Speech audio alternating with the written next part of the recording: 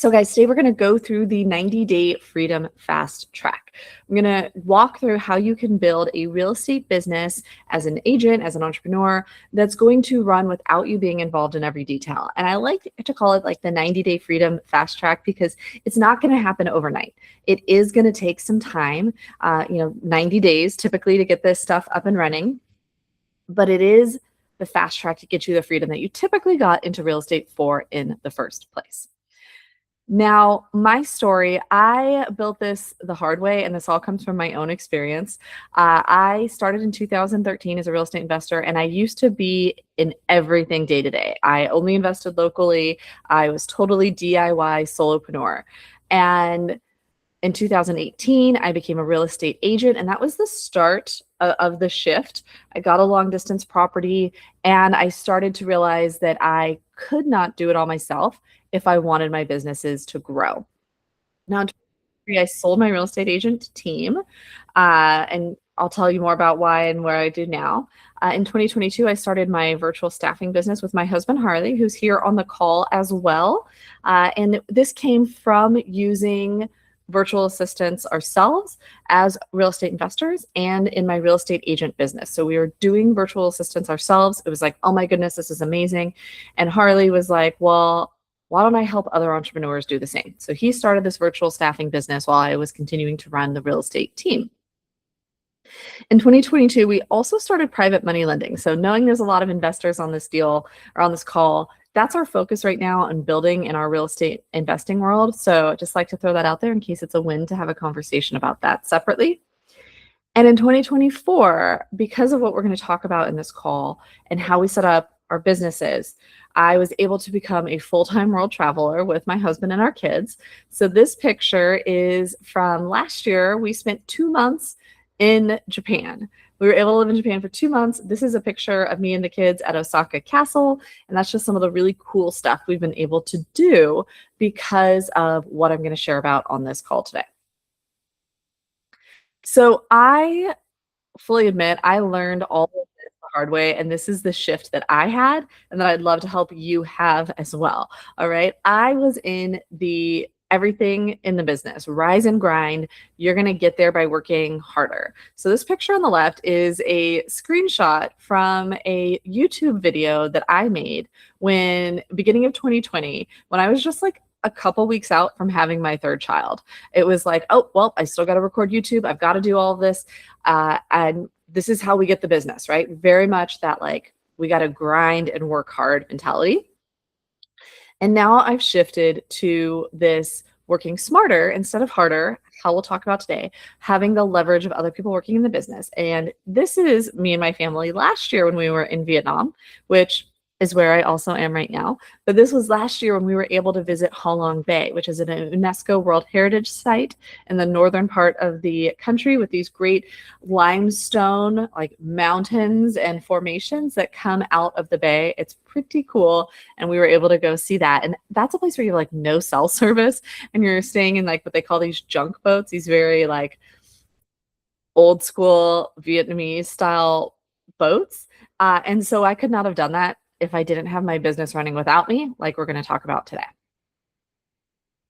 Now, this is the entrepreneur's trap. For those of you familiar with Rich Dad, Poor Dad, this is the cash flow quadrant from there. And entrepreneurs are fabulous, and we give ourselves a pat on the back because we have moved often from being an employee in that top box, right? We don't work for someone else anymore. We work for ourselves. We are now self-employed, right? We don't have to go up and check into that office at 8 a.m. We can go whenever we want.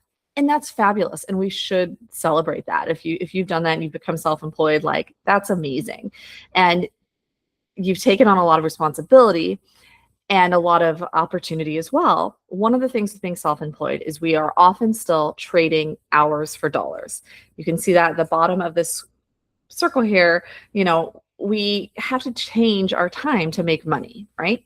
And the next evolution of that is from self-employed to business owner. This is where you make money without putting in the hours.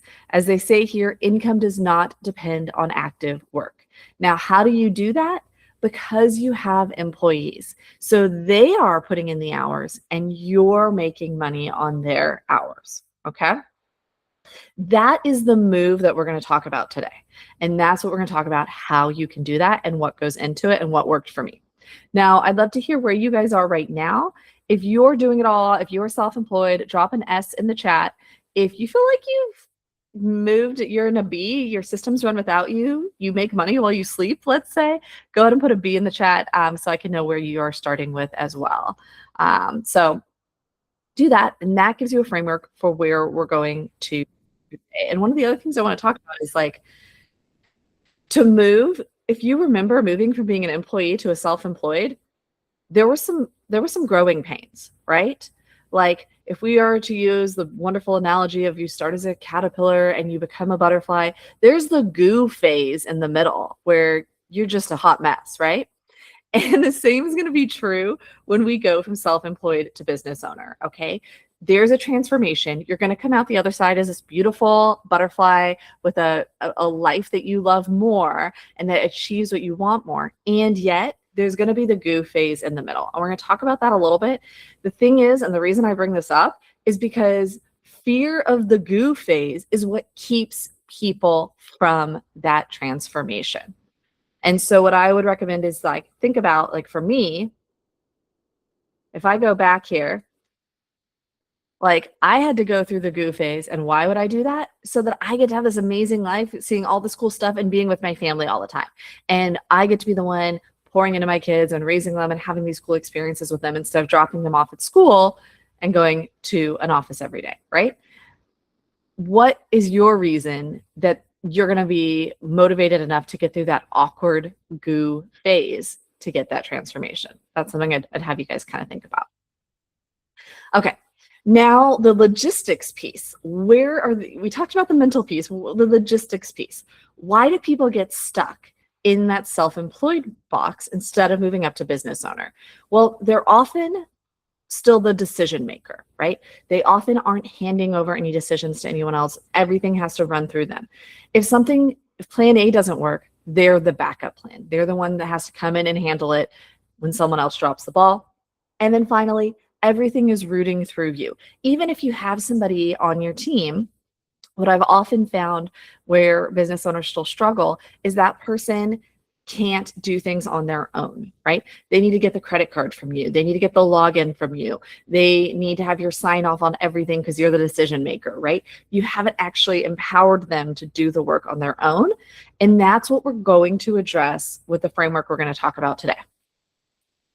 And this is the super simple framework to have a real estate business that is actually where you're a business owner instead of self-employed trading hours for dollars. And there's 3 simple pieces, okay? All you got to do to get this real estate business is you got to think about the tasks, you got to think about the systems, and then you got to think about the people. And we're going to walk through each 3 of these. Now, initially, totally normal that your business lives in your head. This is where we all get started, okay?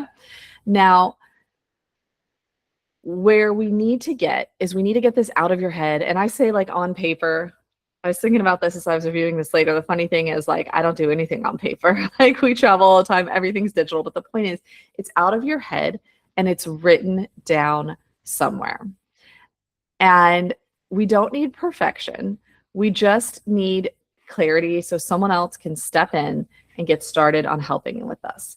And what you're going to get when you get this out of your head and you start getting it on paper is you're going to have fewer missteps. Even if you just do this task step and you don't move on to everything else by saying like, hey, every year I have to renew the LLC. So what I'm going to do is the process that we're going to talk about here. And after this, I'm going to have a checklist, or I'm going to have something, a checklist or procedure that I can follow when I renew this LLC every year. That's going to lead to fewer missed steps. It's going to lead to faster execution because you don't have to remember or figure out where to click on these websites where it's never intuitive. You're just going to have the steps to follow. You're also going to have a lot less decision fatigue, which we know really can wear out and limit someone's ability and keep you in the weeds. It's that mental aspect of making decisions all the time. And when we go through and we get these tasks as a starting point out of our head onto paper, written down, it makes it so we don't have to like make this decision again and again. We made it once, we've got it recorded, we know what we do every time. And it's really the first step to making a scalable business. So how do we go from being busy all the time to having a business in terms of these tasks? It is first that you take what you're already doing and you capture it and you repeat it. So I know that you guys, we met at a conference and you got the Delegate or Die guide. If you didn't get the Delegate or Die guide, post in the comments and be like, I need the guide. Just write the guide, we'll get it to you. But the guide was supposed to be your first step of helping with these tasks by listing over 100 things that a virtual executive assistant can do for you. And that's the first piece of this, of creating a business from being this like solopreneur, is that you want to start saying, okay, what am I doing again and again? And once you identify those tasks that you're doing again and again that someone else could do for you, what you do next is you record how you do them. So we're here in a Google Meet. You might have Google Meet, you might have Zoom, you might have Loom. You have any number of things where what you do is you go in the room by yourself, you start recording, you share your screen. You make sure you got a mic on, or like, the mic is turned on your computer. And you just say, hey, here's what I do. This is how I renew this LLC every year. This is the account I go to. I log in. Then I click here. This is the form I have to fill out, or whatever the case may be, right? And then what you do is you take that video, you've got a transcript, and if you're doing this all yourself, you can do this yourself. If you've got a virtual assistant, they can do it for you. You take that transcript, you put it into ChatGPT, you can come up with an SOP, like a procedure that walks step by step. If you want to make it into just a simple checklist, you can do something like that. But you can now have the exact process you need to do for this task. You save it wherever you love to save documents. I use Google Drive. And then you now have this first step of being able to repeat this task yourself or with someone else and have it be faster, easier, not require any decision making. And this is the first step for that process. Now, before we get into step 2, any questions on this task piece? Anybody struggling with how they could implement it themselves, or any pain points on that? I will say, as you guys think about this, one little thing to keep in mind is that the tech does evolve. So in this example, we're going to use this LLC renewal, and keep in mind, having this procedure is going to be fabulous. Something that sometimes gets in people's way, or gets to be a sticking point, is, well, the website's going to change. They always change. Or what if things change? If you've got this overall procedure, but next year you go to do this LLC and the menu looks a little different, all you do is update the procedure once you figure it out. But at least you're not starting from scratch and having to work from memory to do the entire steps from A to Z. You've just now got to problem solve this one little piece that changed. It doesn't make that entire process useless, okay? And often when we do get challenges that come up like that, it's really because our mind is keeping us safe with the way we've always done things. So keep that in mind. Is this a legitimate issue that's going to keep us from help us or keep us, or is this really just a mental issue that's keeping us safe where we've always been?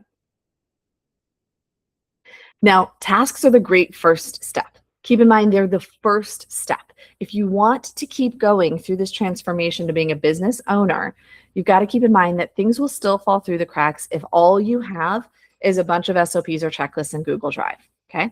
It's the first step, but it's not the entire process. Because what happens, if it's not in a system, it's relying on memory. So if I was to take this LLC registration example again, how do you know when your LLC registration comes due and you have to do it? I know for me, we get these email reminders, right? And maybe that's enough. Maybe you want to have your own system in case, government systems, I don't really want to depend on those in general, right? What if they stop sending the email? What if there's a glitch, right? Or what about other things that you do repeatedly and there isn't an email reminder? So I like to say, if it's not in the system and it's relying on memory, it's not going to work, right? It's still taking my mental bandwidth, and that's what we really want to get away from. So the next step that we're going to talk about is a system. And what's that going to do for you and what does it look like? Well, a system is going to be where these tasks live.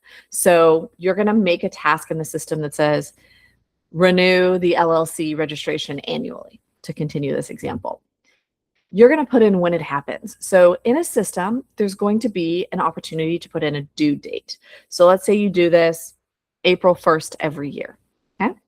And often, like in Monday.com, there's an opportunity to say that this task is a recurring task. So when I finish it on April 1st, 2026, and I mark it done, it's going to automatically create a new task for me to do April 1st, 2027, so that things don't fall through the cracks. This is important because it clears out stuff from your brain. It gives consistency. It keeps things happening all the time. And when we get to that next piece of having other people do the work for you, it gives you the peace of mind that you know these things are getting done because they've got due dates. Everything is in the system, and you can always go in and double check and see it there.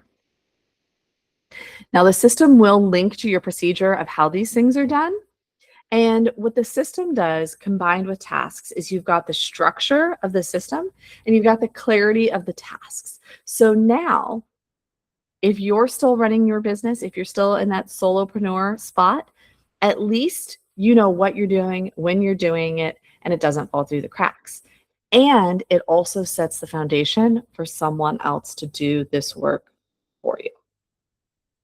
So before we move on from systems, I'm going to pause again. Do you guys have any questions on the systems piece? And the truth is, people get hung up on which system. I love Monday.com. Some other popular ones are on this. The truth is, whichever system you'll use. I will say I do have strong opinions about not relying on simply spreadsheets because they don't have the ability of having due dates. They don't have the ability of having like reminders, and they're just not as robust. So I do recommend you use some project management system. Which one does not matter. All right, guys. Now, a big misconception, and you may be thinking this, oh my gosh, she has already given me like 5 months worth of work to do, because people think they need to figure this all out and do it all themselves before they can bring in someone to do the work for them. That is not reality. The reality is that the right support helps you build this. All right. And if you work with us, we help with a lot of the tech pieces and the systems and things as well. But a virtual assistant, regardless, can help you make those procedures. They can help you with the system and getting it all in there, and they can do the bulk of this for you with your guidance. So for the people part, if you're here, you know I am all about getting a virtual assistant. And the reason is because it transformed my life and my business, right? I brought a virtual assistant on when I was a real estate agent in a new market, and I couldn't afford an in-person assistant. I couldn't afford paying somebody 50 grand, but I could afford a virtual assistant. And that was able to free me up from my bottom 80% tasks. I could focus on my top 20%, and I was able to do a lot more business and make a lot more money. It worked out exactly how it should. Now, what were those bottom 80% tasks? What can a virtual assistant do for you? Well, I recommend that your first hire is a virtual executive assistant. That means they're working like your right hand. They're taking work off your plate. They're supporting you with your core business endeavors, okay? They're not just cold calling 40 hours a week, okay? That would be something different, but they're an executive assistant who's going to help you. They can help you with communication. That could mean email, that could mean phone, answering phone, making calls, scheduling appointments, follow up, anything like that. They can help coordinate whatever you need to coordinate for your real estate business. So to give you a specific example, I have short-term rentals, and we get a handyman check every month. The handyman goes in, they change the air filters, they check all the sinks and the showers, make sure the water's running, nothing's clogged, nothing's funky. They check the garbage disposal, they replace all the burned out light bulbs, and my virtual assistant coordinates that. They check when we have open days on the calendar. They schedule the handyman to come then. They block out the days so they don't get booked. They're available when the handyman's there to open the door for him, to handle any issues, to order any other supplies he needs for next month, to update our records so we know they can't handle all of that and I don't have to. And I'm going to pause here in the middle of this list and show you, this is Noe. This is my virtual executive assistant who does these things for me. So in January of 2025, we went to the Philippines, which is where we work with virtual assistants from the Philippines. And we had some company holiday parties. And I was able to see everybody face to face. And it was really cool. So I wanted to include that picture in here of me and Noe. And he's the one who does this. He's the one who handles Kevin, the handyman in Myrtle Beach. Noe in the Philippines. He answers this and it all works, okay? And we also do a lot of tracking, okay? So whatever you need to track for your business, your virtual assistant can help do that. I am huge on data and tracking. And so to continue with this example of short-term rentals, we track like maintenance on the houses and repair on the houses. We have a Monday board, and when the handyman goes out to do these routine checks, do bigger things, we put it all in there, because we've had situations like somebody's like, oh, we have a roof issue or we have a siding issue. And it's like, well, did we fix the siding before? Who did that? What exactly did they do? By tracking it, we're able to look and see and be like, oh, well, that guy did the same exact thing a year ago. We just need to call him back out and he should have that covered under warranty, or what the situation is. Now, I will be honest, if I was doing it all myself, that tracking would not happen. Okay. But the nice thing is, with a virtual assistant, they're able to run these businesses as we really would ideally run them, rather than maybe the real world way that we sometimes run them, if we're being honest. Okay. Now, of course, they can do general admin work, whatever that means for you, research, using ChatGPT, other tools, setting things up, setting up different boards, trackers, etc., and then follow through. So follow through is important, guys. It's something that was really, really hard for us to do when we're solopreneurs, right? Whether that's you've got somebody who is a lead on maybe selling you a house off market, right? Something like that, whether it's following through on work that's supposed to be done. Another issue on another rental property, there's a house that's in the HOA's domain, that, or not a house, there's a tree. There's a tree that's in like the HOA's property and it's touching our house and they need to get it trimmed. I don't want to follow up with an HOA about getting this tree trimmed. That is a miserable task in my world. The thing is, with a virtual assistant, they can do that. They can follow up and keep at it until the HOA actually handles it. Anybody who's dealt with an HOA could be like, oh my goodness, wouldn't it be amazing if somebody else does that for me, right? Now, one of the things that is an important framework is that you're not just giving your VA these little tasks like stay in contact with the HOA until the tree is trimmed. The virtual assistant's actually running all these day-to-day business operations. So like they are in charge of it and you're not giving them these tasks one-off again and again. So the handyman check, this is every month. I don't have to tell Noe every month, hey, get Kevin the handyman out there. This is a recurring task that we have in our project management system. And when it comes due, Noe follows the procedure and he does it. And he updates the task in our system with his status, with what's happened, with screenshots. So I can rest easy knowing that it's done, but I don't really have to get involved. Now, I want to give you guys a little bit of some guidance on how to be successful in this. And you don't need like 5 million ways to work with a virtual assistant. If you follow this one framework, this is going to get you 90% of the way there in most situations. I call it I do, we do, you do. Because often when you're bringing on a virtual assistant, especially an executive assistant, you're already doing what you want them to do. So when I brought on a virtual assistant to help with our short-term rentals, I already had stuff in place. So we do the I do piece first, which is where you show and record how to do this, right? How do I schedule Kevin, right? And that's where, like we talked about before with tasks, it can be together in a call. It can also be where I'm just in a Google Meet or something like that, sharing my screen and recording what I do. Hey, here's the checklist that I have so far, or here's like the kind of message I send Kevin, or things like that, right? Here's how I check the calendar. So you first show them what you've already figured out about how to do it well. Then there's going to be some aspect of doing it together or feedback. Maybe they're going to write that procedure and you're going to review it. Or maybe they're going to do it once and you're going to talk about it in your weekly meeting and just kind of double check and be like, did you remember that? Or I forgot to tell you that piece. That happens a lot with me. And there's going to be this process of like perfecting it that you're going to still be involved. Okay. Typically in the we do, they're doing 80% of that work, but you're still doing 20% of like the review, the feedback, the, oh, I forgot to tell you this part, those little things. And then it will get to the you do part where it is entirely on your virtual assistant's plate and they are owning it. Yeah? If you follow that framework, you're really set up for success. Sometimes people want to jump to the you do. I'm just going to tell you to schedule a handyman to come to the house every month.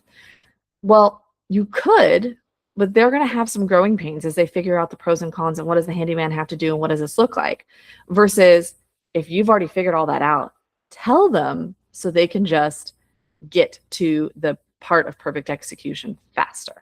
Okay. And like I said, let's recall back the goo part of transforming into a butterfly, guys. It is going to get hard. It's going to feel slower at first. Like you're going to have to explain things twice sometimes, right? These people are not in your brain. They don't think the way you do. It's not always going to be an exact, perfect, as efficient as possible transfer of information. Sometimes it will, and it gets more and more efficient over time as you guys learn how to work with each other. But it's not perfect, right? You're going to see mistakes because virtual assistants are humans and they make mistakes just like you do, just like I do.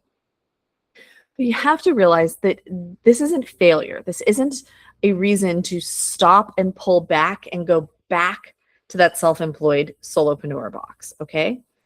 It's a transition. There is that messy middle. There is that goo phase. But if you commit and work through it, you get to be the beautiful butterfly. All right, guys?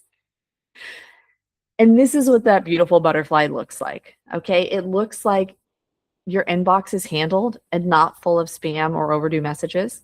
Vendors are coordinated. Your properties are taken care of well. And even if you have a property manager, often we feel like we need a manager to manage the property manager, right? They can do that. Tasks are completed without you. Imagine how fabulous that feels. And you're going to get multiple hours back in your week to spend however you desire, whether that's growing a bigger business, whether that's having a bigger life, whether that's both pieces. You're now having time to do that instead of scheduling and overseeing the handyman visit. Okay. And the nice thing is in your project management system, whichever you choose, that you're going to have dashboards and tasks that your virtual assistant is going to own, and they're going to do that work, not you. Now, this is a great idea to show you that work will continue even when you're not working. If you're working at a different job besides your real estate investing business, if you're sleeping, so this comes up a lot because we are in Vietnam right now, which is currently 11 hours ahead of Eastern time, which is all my investment properties are in Eastern time. So I can sleep and work is being done. The handyman's going to the house. We had in January of 2025, when I was in the Philippines, we had a cold snap in Myrtle Beach, and we have elevated houses because they're by the beach, and they were designed really wonderfully with pretty much exposed plumbing under that bottom level open to the parking area. And it likes to freeze when there's really cold snaps there and then leak, which is fun. And we got a call in what would have been around noon Eastern time. So it was midnight in the Philippines. I was going to bed and I was like, oh my gosh, we have a water leak under this house. We have frozen pipes. I'm going to need to stay up and handle this. And Noah was like, no, I got it. Go to bed. And he did. It was great. He got someone else to turn off the water right away. He coordinated a plumber to come the next day and to inspect and fix the issues. And then the bottom one here, I really got excited about the sleep one, but the bottom one, you can go have fun with your family. You can go do what you love, whether that's going to the beach, whether that's staying at home by yourself, whatever it is, you can do what you love. And your real estate investment business, your work is still going to be taken care of even without you doing it. Now, the point where most people get stuck is that you did the delegate or die. Like we see this all the time. People go through, A guy just called, he's like, I have 80 something tasks that I identified on that, right? You understand the idea of systems, but you don't have the support to execute and you're not quite sure how to make it happen. Maybe local support seems too expensive. Maybe you're like, how do I even vet and interview people? Maybe you're like, how do I trust somebody who's on the other side of the world? And how in the world do I interview and vet that? I have a hard enough time trying to vet somebody locally, right? We get all that. And that's why we built Workergenics, because we wanted to make it easier for entrepreneurs to get the help they need, to get it at a price point that worked for them, to get it without them needing to go through this harsh learning curve of figuring out how to hire, vet, onboard, manage, pay people on the other side of the world, because it is a lot. And we wanted to solve that so that people get the help they need without putting even another hat on as a business owner and entrepreneur.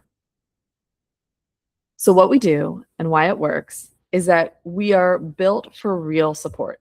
Our virtual assistants that we bring on and recommend to people are highly vetted. We have a multiple step program where, like, if people, to give you like a little bit, after people apply, they do like an AI interview that evaluates them. Then they come to us. If they're good, they get an in-person interview. They then get a 30-minute task that's custom designed for every role to ensure that they'd be good at that role. And then we also check their references. So highly vetted and college educated. There's no friction to start. So we don't have any setup fees. We don't have any contracts. It's a month-to-month service. As long as the virtual assistants continue to add value to your business, you continue your month-to-month subscription. And you're not on your own. We have a dedicated client success manager, Miss Mitch. She checks in frequently. She helps with any issues. She's also monitoring the virtual assistants on her own. So we do our own monitoring in terms of like their timesheet, right? They're checking in, they're checking out for lunch, they're checking back in from lunch, they're checking out for the day. She's periodically messaging them to make sure they're at their desk and available. We do surveys every 2 weeks on how they're doing, what they're doing, how it's all working. So there's a lot of support that continues on behind the scenes, and you're not on your own with this person. And if any issues pop up, you talk to Miss Mitch and she helps you out, okay? And then how does it work from the start? First, we have a 30-minute discovery call, and based on that, we can really define the role for you. You do not need to come and feel like it's a whole big thing where you've got to come up with a job description. Based on that conversation, we have like our own proprietary like AI systems that we have made that come up with a job description, a 30, 60, 90-day onboarding plan, personality recommendations, everything like that we have designed, where you can just talk about what you need and talk about all of that. And we put that conversation transcript in there and outspits all of this that we need to help you with the role. And then we find the right fit. We handle sourcing, we handle vetting and everything on that end. And then we do launch and setup. So in addition to this amazing person, we also have tools and tech for you to use. We also onboard and train them with how to be a great virtual assistant. Then after that, they go to you and they start learning your specific tasks, your processes, how you like things. And then, like I said, we have ongoing support. We stay involved so that it continues to work. This is a walkthrough of what it looks like. First, you schedule that discovery call. Then we start the search for you to find this right person. Then we have this prepare to launch. We give you your 30, 60, 90-day onboarding plan for your virtual assistant that you can use as a starting point and a guide. We have a launch week where after they've done our onboarding with us, they go and meet with you and get started on all of working in your world. And then what you will see is that it accelerates your business. That's what I saw as a real estate agent and as a real estate investor. And so that's what we want all of our clients to see as well. Now, you have two options at this point. The first here on the left is you can be like, this is a lot. I'm overwhelmed. I'm going to keep running around like a crazy person the way that I have been. I'm going to do it all myself because I just can't change. Second one is you can be like, hey, I'm going to make a change. I realize that I want to go from a caterpillar to a beautiful butterfly. I'm going to figure it out. And we're there to help you and make the goo phase as fast and painless as possible. If you'd like some help with that, the next step is a free, no obligation discovery call. You can scan that with your phone, or Noah, can we get this also in the chat for them to click on? And what we do in this discovery call, it's with Harley, who's here, my husband, and we map out exactly what this would look like in your business. What are your pain points right now? What are you struggling with? What are the tasks? What are the tools that you're already using?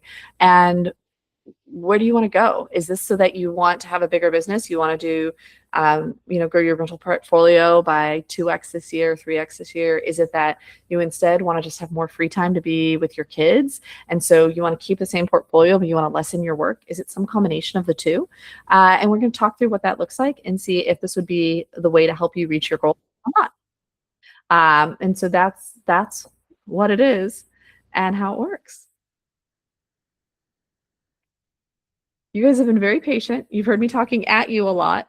I'd love to kind of walk through what this would look like for you guys, what questions you might have, or thinking as you think through how this would apply to your business.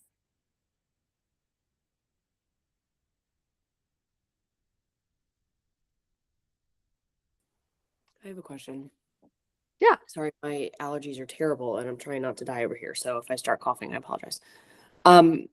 And Adrian, we briefly talked about this in the conference the other week, but I don't know specifically for my real estate portfolio that I have full-time work yet. My goal is to get there for sure. And I don't think it will take that long, but I'm in the acquisition phase. I'm just trying to figure out like where,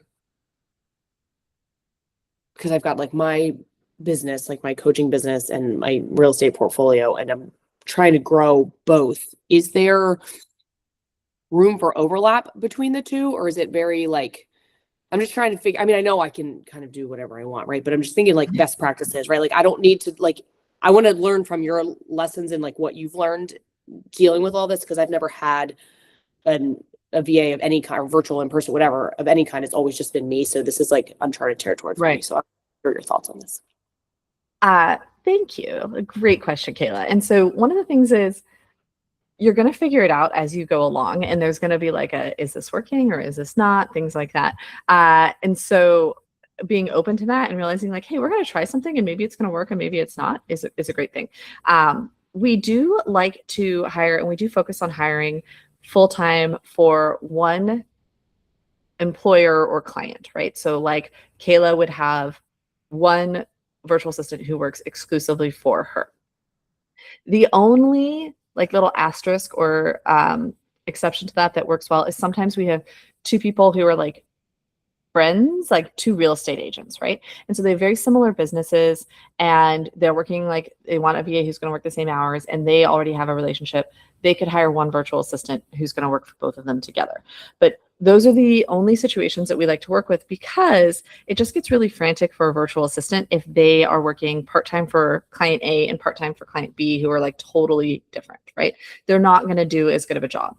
We started off as a business and we offered part-time VAs, and we just saw it didn't work as well, because this person can't know you and be focused on you and available for you as much as if they're in two places. And the total cost, guys, is $1,979 a month. So it's under $2,000 a month. So, when you get started, even if you're not going to fill all 40 hours of their work week in the first month, it's probably worth it just to like have them available and have them as you figure this out. And honestly, once you get started, it's like riding a bike. Like once you get started and you realize how you can hand things off to them and what they can do well, you start to see more and more things that you can hand off, right?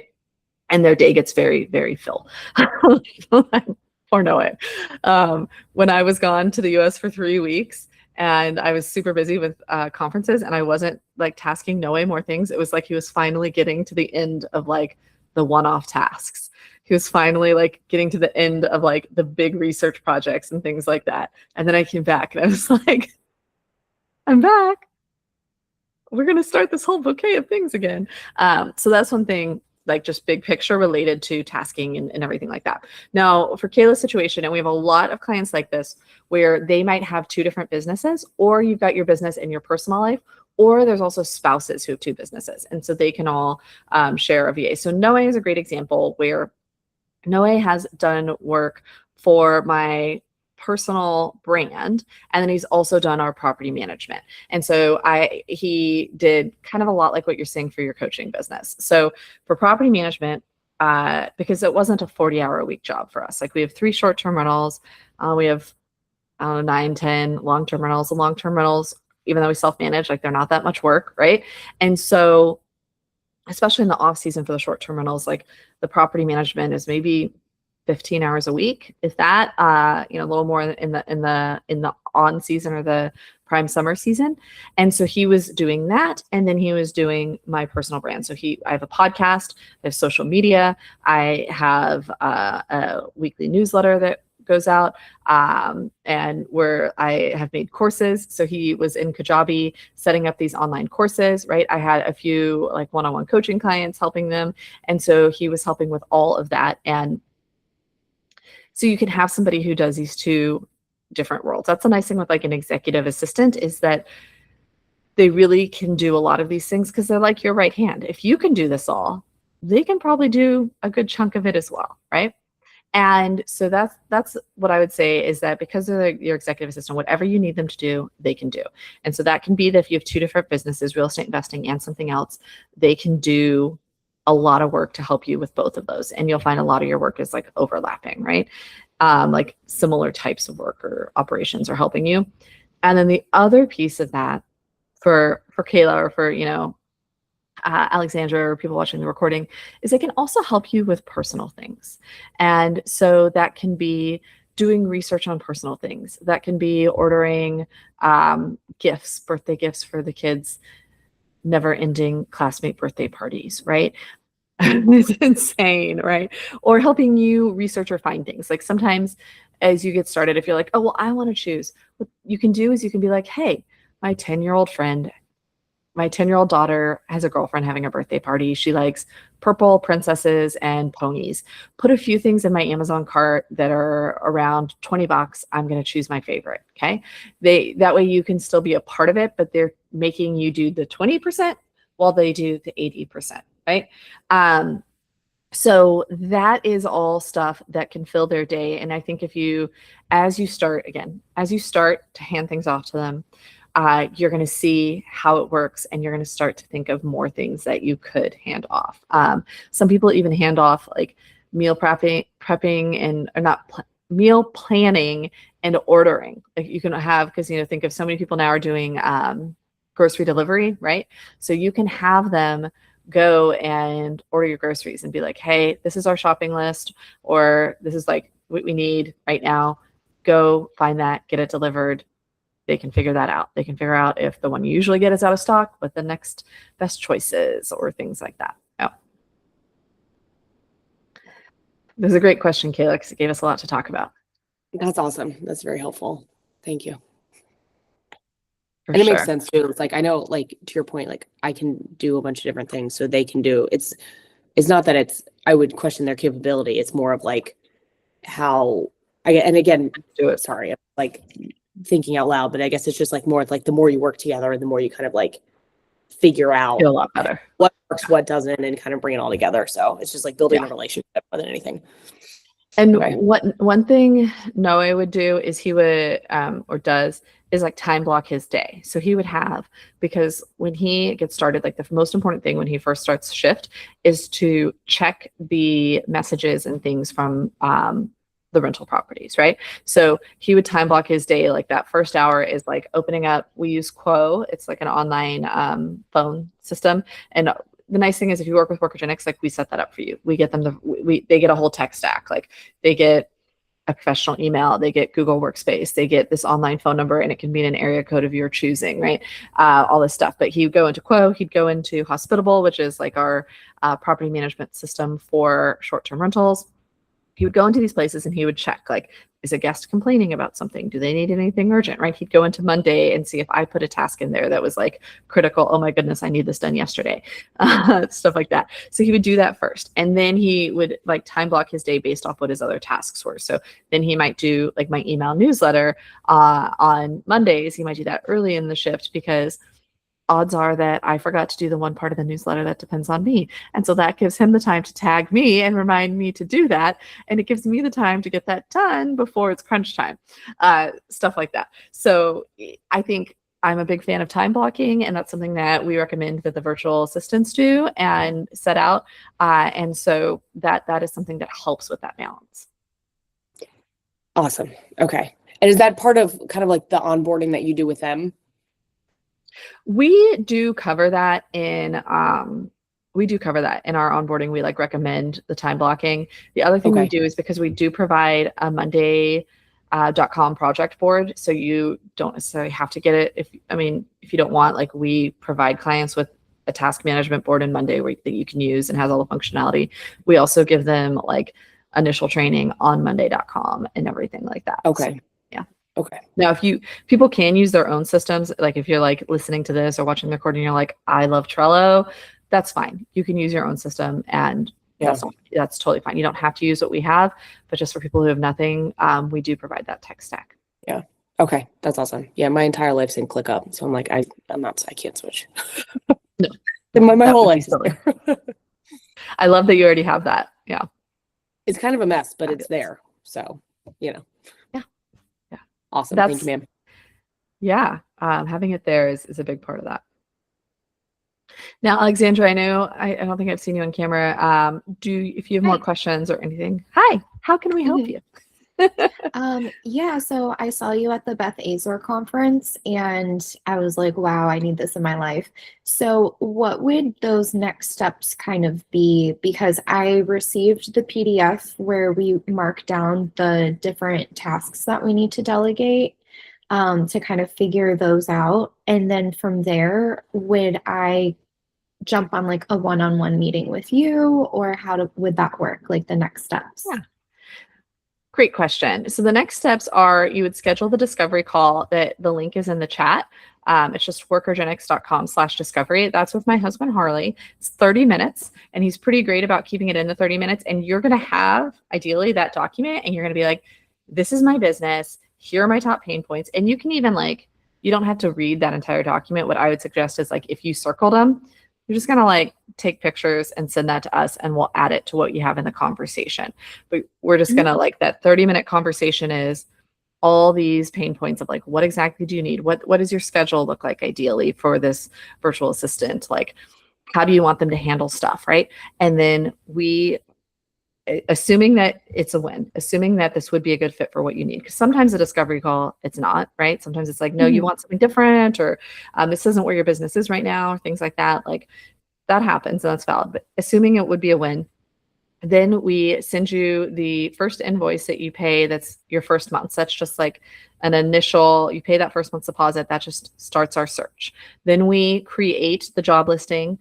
We run it by you to make sure that we're accurate, but we create that job listing, and then we go out, we post it. We have we have all the social media for recruiting. So it's kind of funny. We have TikTok, we have Facebook, we have all the pages. And so in addition to posting it on job listing sites, we post it all there, get these inbound applicants, and then we do the review, the vetting, the interview, and then we say, hey, we have Anne. Anne is a perfect fit for what you were looking for, Alexandra, and here's why. And here's her background. Here's where she is. And goes through our initial process of onboarding and training, and then she works with you. Okay. And then you said a good first hire would be sort of an executive assistant. So I'm in commercial real estate brokerage, and of course there's a million tasks that we're doing all the time. So I would be able to figure out what that first hire would look like with you guys, right? Figuring out which tasks are the most important, because like you mentioned, having a cold caller, or, someone that can help scrape ownership data is huge for me. But I understand trying to get everything organized, and, kind of like what you said in the conference, someone that has a specific skill set might not be able to do everything. And so, let's say I hire an executive assistant, but I only need a part-time cold caller? I know you're trying to stay away from like part-time and things like that, but like what would that look like? Or do you have workers that can do both? So we do have people who can fulfill multiple roles. And so it's a matter of like what I just wouldn't have somebody be like a part-time cold caller. I wouldn't mix somebody who's going to do like 20 or 50% cold calling and 50% like bookkeeping and accounting. Okay. Those would be a weird mashup. And it's kind of hard to like, that's my best way to explain it, right? You want things that are going to go together, like a nice meal. You want things that are going to complement each other. And so we can do that, and we can usually help you do that. And usually somebody like yourself is really doing a whole ton of stuff. And so it's pretty easy to do that. So like if cold calling is really important to you, I'd be like, okay, well, do we also want somebody to maybe handle like your inbound calls and scheduling and some other like client interaction for you? Because those would fit together really well, right? And then they generally handle like your admin. That same person would also be able to help with your email, right? Because they're going to be somebody who's great at communicating. And so we can have them communicate on the phone. We can also have them communicate with your email. And that can be like, if you're like, oh my gosh, I have 5 million different situations. That can be that they're just sorting your email and getting the spam out of there and getting like the most important things to the top. It could be that they progress to drafting responses for you that you review, tweak, and send, right? It could eventually be that they are sending emails for you, but like those are some different levels of something that they could clear that busy work off your plate that I think would be complementary to the cold calling off the top of my head. Okay, cool. Sounds good. Thank you. Awesome. All right. Well, guys, I appreciate everybody coming on, and this want to check if anybody has any other questions. Otherwise, what we'll do is, like I said, that link is in the chat. We do have this recorded, so we will send it out if anybody wants to go back to a certain part or ask a certain thing. And then you'll also have my individual email, I think, when we send this out. So if you want to follow up and have like a separate conversation about anything, otherwise the discovery call is the best way to move forward with virtual assistant. Okay? Thank you, ma'am. I appreciate it. All right. Thanks, guys. Bye. Thank you.